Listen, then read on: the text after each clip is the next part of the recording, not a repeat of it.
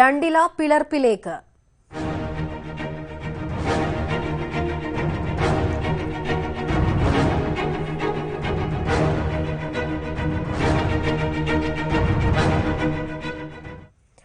കേരള കോൺഗ്രസിലെ പ്രശ്നങ്ങൾ പരിഹരിക്കാനുള്ള ചർച്ചകൾ തിരുവനന്തപുരത്ത് തുടങ്ങി. കോൺഗ്രസ് നേതാവ് ഉമ്മൻചാണ്ടിയുമായി പി ജെ ജോസഫ് കൂടിക്കാഴ്ച നടത്തുകയാണ്. ഉമ്മൻചാണ്ടിയുടെ വസതിയിൽ വെച്ചാണ് കൂടിക്കാഴ്ച. ഇതിനുശേഷം രമേശ് ചെന്നിത്തലയും മുല്ലപ്പള്ളി രാമചന്ദ്രനുമായി ജോസഫ് ചർച്ച നടത്തും. ചർച്ചകളിൽ ശുഭപ്രതീക്ഷയുണ്ടെന്ന് കൂടിക്കാഴ്ചയ്ക്ക് മുന്നോടിയായി പി ജെ ജോസഫ് പറഞ്ഞു.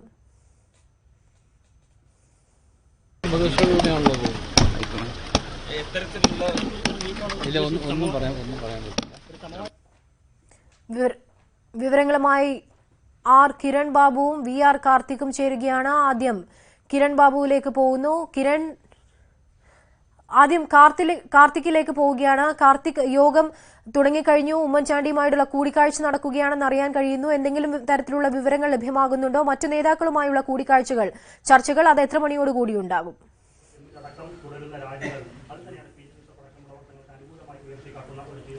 കേരള കോൺഗ്രസ് എമ്മിലുണ്ടായ പൊട്ടിത്തെറി പരിഹരിക്കാനുള്ള നിർണായക ചർച്ചകൾ തലസ്ഥാനത്ത് ആരംഭിച്ചു. പി ജെ ജോസഫ് കോൺഗ്രസ് നേതാക്കളുമായി കൂടിയാലോചനകൾ നടത്തി തുടങ്ങിയിരിക്കുന്നു. ഉമ്മൻചാണ്ടിയുമായി ഇപ്പോൾ പി ജെ ജോസഫ് കൂടിക്കാഴ്ച നടത്തുകയാണ്.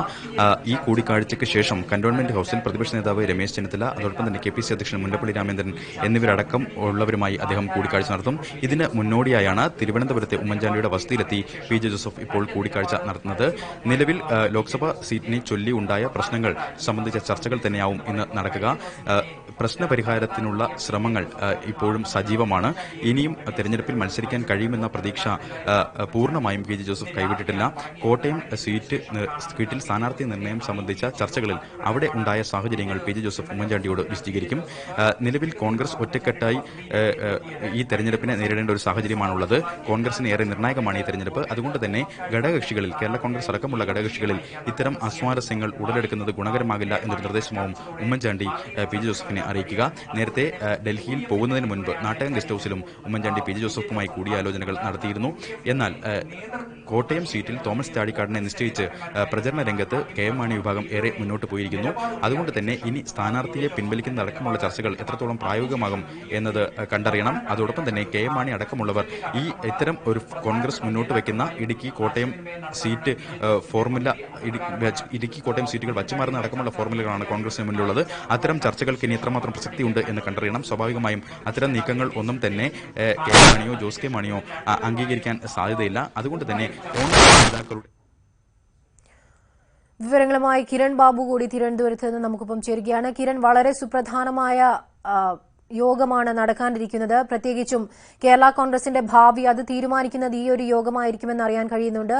കാരണം പി ജെ ജോസഫ് കഴിഞ്ഞ ദിവസം തന്നെ പറഞ്ഞത് കോൺഗ്രസ് നേതാക്കൾ, UDF നേതാക്കളുമായി ചർച്ച ചെയ്ത് ഒരു തീരുമാനമെടുക്കുമെന്നുള്ളതാണ്. ഇന്നത്തെ യോഗത്തിന് എത്രത്തോളം പ്രാധാന്യമുണ്ട്? അതുകൊണ്ട് തന്നെ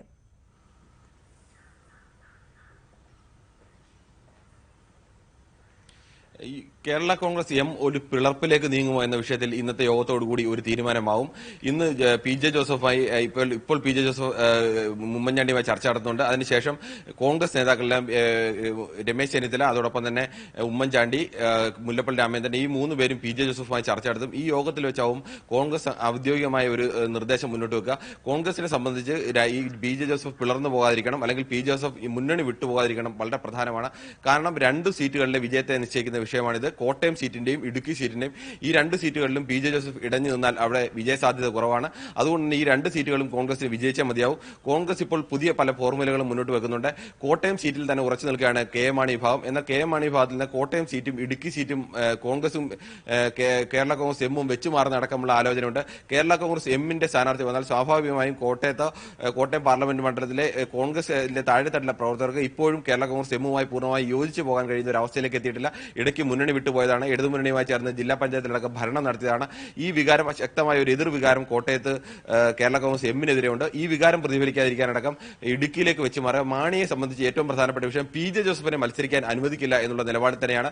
മാണിയെ സംബന്ധിച്ച് അതിലെ ഏറ്റവും പ്രധാനമായി കാണുന്നത് ഇനി ഒരു UPA സർക്കാർ വന്നാൽ, അവിടെ ഒരു കേന്ദ്രമന്ത്രിസഭയുടെ ഒരു സ്ഥാനത്തിന് സാധ്യത വന്നാൽ അവിടെ ജോസ് കെ മാണിക്ക് ഒരു എതിരാളിയാവരുത്. സ്വാഭാവികമായും പാർട്ടി വർക്കിംഗ് ചെയർമാനും വൈസ് ചെയർമാനും വന്നാൽ പാർട്ടി വർക്കിംഗ് ചെയർമാനും മന്ത്രിസ്ഥാനം നൽകേണ്ടി വരും.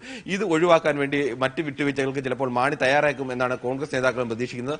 അതുകൊണ്ട് തന്നെ ഈ സീറ്റ് വെച്ച് മാറുന്നടക്കമുള്ള ചർച്ചകളിലേക്കാണ് ഇപ്പോൾ കോൺഗ്രസ് മുന്നോട്ട് വെക്കുന്നത്. ഇതിൽ മാണി ഒരു അന്തിമ നിലപാട് അറിയിച്ചിട്ടില്ല. മാണിയെ സംബന്ധിച്ച് ഇതിൽ പലതരത്തിലുള്ള സമ്മർദ്ദങ്ങൾ ഇനി കോൺഗ്രസിന്റെ ഭാഗത്തു നിന്ന് ഉണ്ടാവാൻ സാധ്യതയുണ്ട്. ഈ കേന്ദ്ര മന്ത്രിസ്ഥാനം അടക്കം ലഭിക്കണമെങ്കിൽ സ്വാഭാവികമായും കോൺഗ്രസിന്റെ പിന്തുണ അനിവാര്യമാണ്. കോൺഗ്രസിന്റെ പിന്തുണയും ശക്തമായ സമ്മർദ്ദം ഉണ്ടെങ്കിൽ മാത്രമേ മന്ത്രിസ്ഥാനം ലഭിക്കാനടക്കം സാധ്യതയുള്ളൂ. കഴിഞ്ഞ തവണയടക്കം ലീഗിന് മന്ത്രിസ്ഥാനം ലഭിച്ചപ്പോഴും കേരള കോൺഗ്രസ് എമ്മിന് മന്ത്രിസ്ഥാനം ലഭിച്ചിരുന്നില്ല. ഇത്തവണയെങ്കിലും മന്ത്രിസ്ഥാനം ലഭിക്കണം എന്നുള്ള ഒരു ആഗ്രഹം കേരള കോൺഗ്രസ് എമ്മിന് അതിതീവ്രമായി തന്നെയുണ്ട്. അതുകൊണ്ട് തന്നെ ഇക്കാര്യത്തിൽ കോൺഗ്രസിന്റെ ഭാഗത്തുനിന്ന് ഏതെങ്കിലും ഉറപ്പോ അല്ലെങ്കിൽ ഭാവിയിൽ അതിന് സമ്മർദ്ദം ചെലുത്താമെന്നെങ്കിലും ഒരു ഉറപ്പെങ്കിലും ലഭിക്കണമെങ്കിൽ കോൺഗ്രസിന്റെ ചില വിട്ടുവീഴ്ചകൾ കൂടി അല്ലെങ്കിൽ കോൺഗ്രസ് പറയുന്ന ചില നിർദ്ദേശങ്ങൾ കൂടി മാണിക്ക് വഴങ്ങേണ്ടി വരും.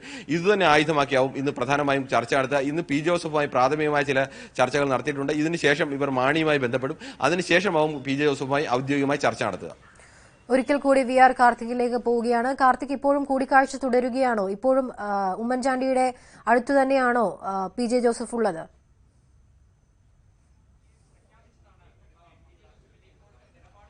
ഉമ്മൻചാണ്ടി പി ജെ ജോസഫ് മാത്രമാണ് ഈ കൂടിക്കാഴ്ചയിൽ പങ്കെടുക്കുന്നത്. പ്രശ്നപരിഹാരത്തിനുള്ള ശ്രമങ്ങൾക്ക് ഉമ്മൻചാണ്ടി മുൻകൈയെടുക്കും എന്ന ശുഭപ്രതീക്ഷയാണ് പി ജെ ജോസഫിനുള്ളത്. ഈ കൂടിക്കാഴ്ചയ്ക്ക് മുന്നോടിയായി അദ്ദേഹം പ്രതികരിച്ചതും അത്തരത്തിലാണ്. എല്ലാം താനൊരു ശുഭാപ്തി വിശ്വാസക്കാരനാണ്, എല്ലാ പ്രശ്നങ്ങളും പരിഹരിക്കുമെന്ന ശുഭാപ്തി വിശ്വാസമാണ് തനിക്കുള്ളത് എന്നും അദ്ദേഹം പറഞ്ഞു. നിലവിലെ സാഹചര്യങ്ങളാണ് ജോസഫ് വിശദീകരിക്കുന്നത്.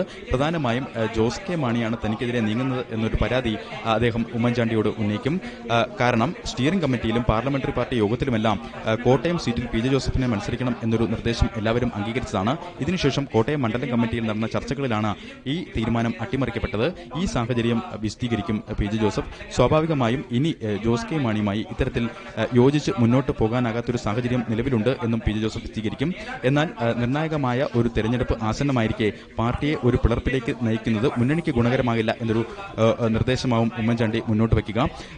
കോട്ടയം, ഇടുക്കി ലോക്സഭാ സീറ്റുകൾ വച്ചുമാറുന്നതടക്കമുള്ള ഫോർമുലകളാണ് കോൺഗ്രസിന് മുന്നിൽ ഉള്ളത്. പക്ഷേ അത് കെ എം മാണി എത്രത്തോളം ഇനി അംഗീകരിക്കും എന്നത് കണ്ടു തന്നെ അറിയണം. സ്വാഭാവികമായും സ്ഥാനാർത്ഥി നിർണ്ണയിച്ച് പ്രചരണം ഏറെ ദൂരം മുന്നോട്ട് പോയി കഴിഞ്ഞു.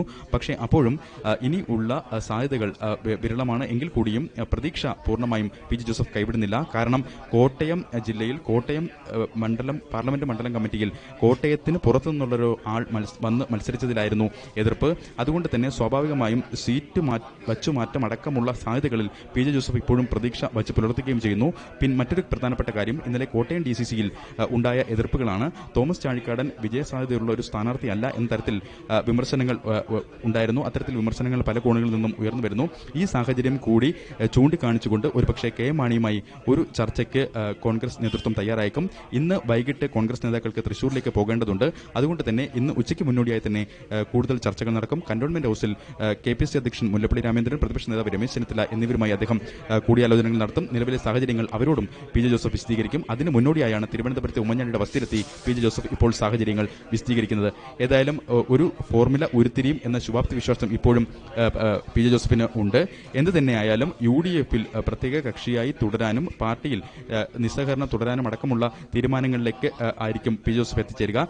UDF-ൽ പ്രത്യേക കക്ഷിയായി നിൽക്കുന്നതിനടക്കമുള്ള ചർച്ചകളും ഒരുപക്ഷെ ഇന്ന് തന്നെ ഈ കൂടിക്കാഴ്ചയിൽ തന്നെ ഉരുത്തിരിഞ്ഞേക്കാം. അമീന. ശരി, പി ജെ ജോസഫും ഉമ്മൻചാണ്ടിയുമായുള്ള കൂടിക്കാഴ്ച പുരോഗമിക്കുകയാണ്. ശുഭാപ്തി വിശ്വാസം ഇപ്പോഴും ഉള്ളതായാണ് പി ജെ ജോസഫിന്റെ പ്രതികരണം. എന്തായാലും അല്പസമയത്തിനകം നിർണായകമായ UDF നേതാക്കളുമായുള്ള യോഗവും ചേരും. V R